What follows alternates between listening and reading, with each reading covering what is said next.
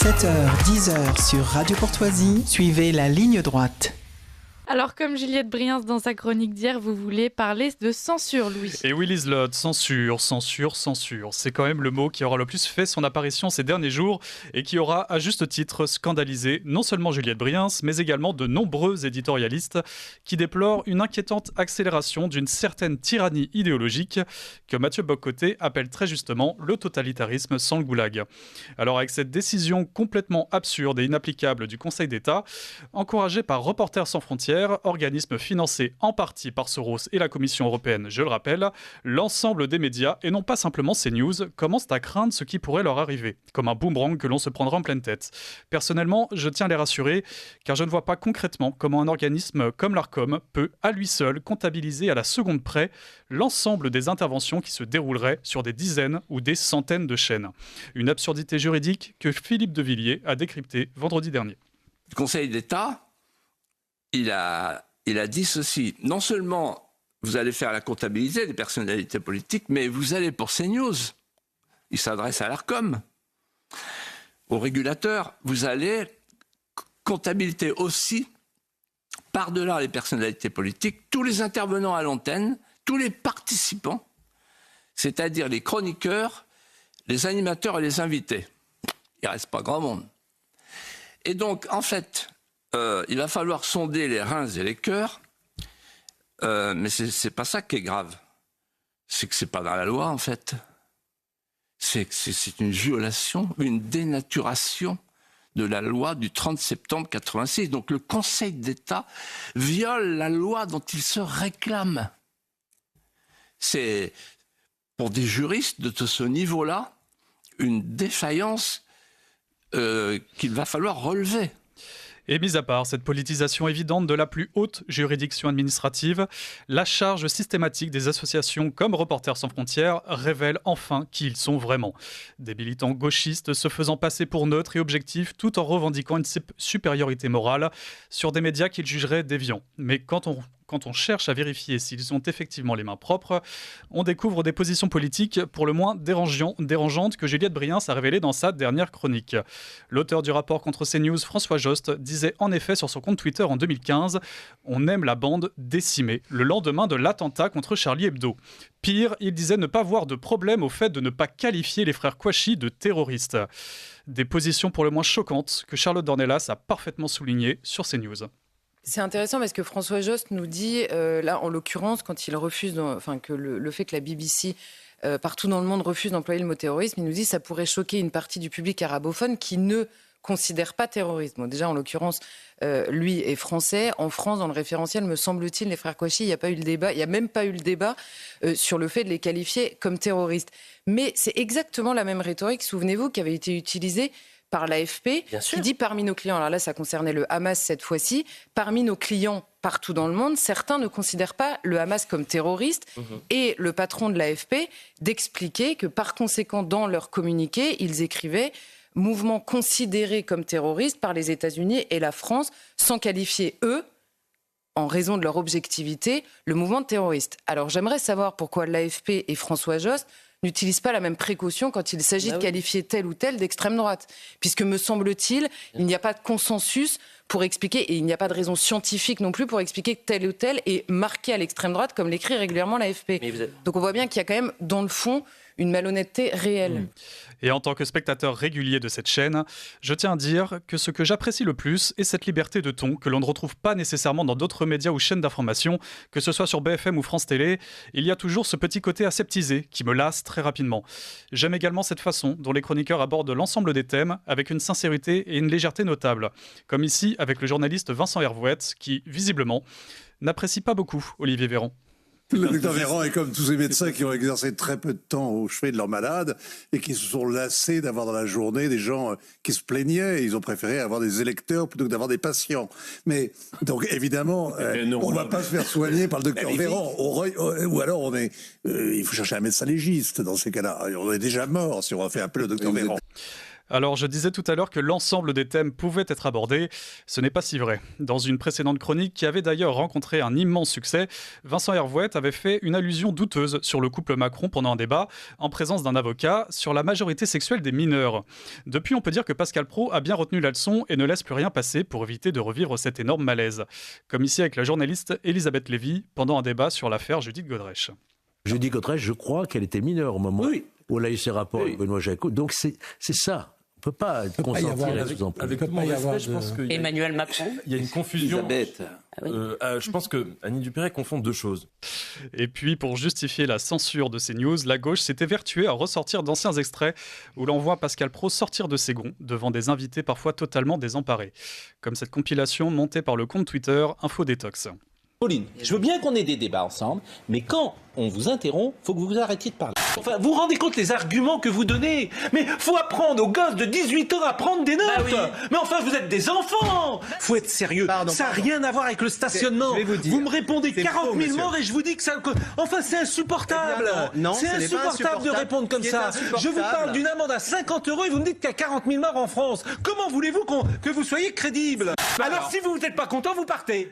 Mais Madame Nouvian, j'hallucine. Madame Nouvian, s'il vous plaît, c'est la première fois que vous venez. Je voudrais d'abord que vous vous calmiez, ce qui nous ferait plaisir. Mais attendez, vous trouvez ça normal? Non, oui, je trouve ça normal que les gens puissent s'exprimer. Donc, s'il vous plaît, je voudrais que vous... C'est vous qui êtes folle, là. C'est vous qui êtes dingue. Fallait pas venir si vous voulez discuter qu'avec des gens avec qui vous êtes d'accord. Ce que vous dites est parfaitement ridicule et désagréable pour ceux qui vous reçoivent, madame. Donc je ne vous connaissais pas, je trouve extrêmement agréable. Je ridicule en fait. Oui, je vous trouve très ridicule et vous avez le droit d'écouter les autres plutôt que donner une image hystérique de votre pensée. Caroline Mécari, mais c'est insupportable enfin votre attitude. Mais enfin ça va pas. Alors, outre ces éclats de colère, il y a une certaine hypocrisie des médias de gauche à vouloir censurer tout ce qui s'éloigne un tant soit peu de leurs pensées, alors qu'eux-mêmes sont loin, mais alors très loin, d'être des parangons de vertu, comme le rappelait Michel Onfray dimanche dernier, qui prenait en exemple un article pour le moins sordide, publié dans Libération. Il y a un philosophe qui s'appelle Paul Preciado qui a fait sa transition sexuelle et qui a écrit un manifeste contrasexuel dans Libération, ça a été publié, où il fait l'éloge de la scatologie, de la scatophagie, je dirais, et de la zoophilie. C'est-à-dire qu'il faudrait manger ses excréments ou les excréments de son chéri et puis avoir des relations sexuelles avec des vaches, veaux, etc. Et donc, c'est publié dans Libération. Vous pensez que ça pourrait être publié dans Le Figaro? Je pense pas. Je ne pense pas. C'est-à-dire qu'il y a des contenus. Le Figaro n'a jamais défendu la pédophilie, par exemple. Le Monde a défendu la pédophilie. Bien. Libération a défendu la pédophilie en 1977. Des propos qui peuvent aussi être, qui peuvent vous valoir peut-être. Mais c'est très facile à voir. Moi, j'ai pas le. Qui peuvent aussi valoir une plainte. J'ai pas la mémoire des chiffres. En train de le préciser. Non, mais d'accord, j'ai pas la mémoire des chiffres, mais je peux donner à qui voudra la date. Le jour, la date et l'année, le titre de ce manifeste, dans lequel il s'agissait de stigmatiser le sperme blanc, et dans lequel un certain nombre de pratiques sexuelles nous étaient proposées en alternative à l'hétérosexualité blanche. Il y avait dans ces alternatives de la coprophagie et de la zoophilie. Moi, j'y peux rien, c'est écrit. Et enfin, cette censure, ordonnée par le Conseil d'État, révèle une emprise totale et dévastatrice d'une gauche bourgeoise et mondialiste dans les plus puissantes institutions françaises, alors qu'électoralement, elle ne représente plus personne, comme l'expliquait le président de Reconquête, Éric Zemmour. Regardez, le président du Conseil constitutionnel, vous savez comment il s'appelle, Laurent Fabius. Vous savez évidemment ce qu'il était. Il a été Premier ministre socialiste de François Mitterrand. Mais on pourrait aller plus loin. Le président de la Cour des comptes, Monsieur Moscovici, était ministre socialiste. Et on pourrait prendre aussi le vice-président du Conseil d'État, qui est le véritable président du Conseil d'État, qui est un nom moins connu, mais qui est Monsieur Tabureau, et qui était directeur de cabinet des ministères de Monsieur Kouchner et de Madame Aubry dans les gouvernements socialistes. En vérité, les socialistes qui ont recueilli 1,75% des voix à la présidentielle dirigent les principales institutions judiciaires de ce pays et donc gouvernent en réalité le pays. C'est ça aujourd'hui, j'allais dire, les réalités politiques réelles de la France. Alors, quoi qu'il en soit, cette censure révèle que quelque chose d'important est en train de se passer. Les médias formatant l'opinion, un nouveau style de traitement journalistique est désormais accessible aux Français. Et son impact est particulièrement puissant. D'ailleurs, on apprend dans un article que les ministres et les conseillers étaient habitués à regarder BFM et le JT de 20h pendant la journée. Aujourd'hui, ils sont sur CNews dès 9h pour écouter l'édito de Pascal Praud. Merci Louis Rigaudière pour cette chronique riche en sonore, mais on aime bien ces petits florilèges. Oui, ça c'est ma marque de fabrique, on va dire. On aime beaucoup. Mais oui, mais ça révèle quand même quelque chose. C'est comme ça que je la conclue. On a trouvé un article où c'est vrai que les conseillers et les ministres étaient vraiment habitués à laisser tourner leur télévision. Ça se fait très généralement au Sénat, à l'Assemblée nationale, mais c'était vraiment focalisé sur BFM TV. Et c'est là qu'on voit que CNews a une influence quand même qui est très grandissante, et surtout au niveau des personnages les plus haut placé. Et c'est vrai que Pascal Praud devient un éditorialiste avec une puissance de feu colossale. Enfin, c'est insupportable. C'est ça. Et ça explique un petit peu la réaction quand même surjouée un petit peu de certaines associations qui elles-mêmes misent sur leur indépendance, mais quand on creuse un petit peu, ne le sont pas. Et le JDD a fait un dossier là-dessus qui est très instructif. Oui, alors justement, c'est ce succès qui fait peur et qui excite un petit peu l'opposition. On parlait des Sleeping Giants plutôt dans la matinée, qui sont proposés par un député de la Macronie pour être en lice pour le prix Nobel de la paix. Oui, alors là, c'est des absurdités, des informations complètement absurdes. On a un petit peu l'habitude d'en voir.